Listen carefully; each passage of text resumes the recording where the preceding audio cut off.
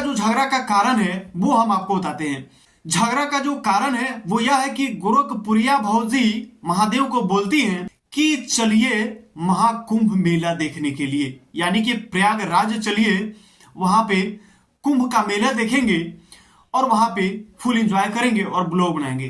तो यहाँ पे महादेव का रिप्लाई जो होता है वो यह होता है कि हमें नहीं जाना है, महाकुंभ का मेला हम नहीं जाएंगे। कोनो हम पापी थोड़ी हैं कि महाकुंभ के मेला जाइए और स्नान करी। दोस्तों ये रिप्लाई होता है महादेव का कि जो लोग पापी होते हैं वो महाकुंभ मेला जाते हैं और वो स्नान करते हैं, तब जाकर उनका पाप धुल जाता है। तो यहीं पे गोरखपुरिया भौजी क्या बोलती है कि तू सबसे बड़ा पापी होगा, तू ही मुर्गा खाला, मछली खाला, अंडा खाला, फलान खाला, ढेकान खाला, कि तू ही सबसे बड़ा पापी हुआ। तोहरे के महाकुंभ मेला जाए के चाहिए और वहां पर स्नान करे के चाहिए ताकि तुम्हारा पाप धुल जाए।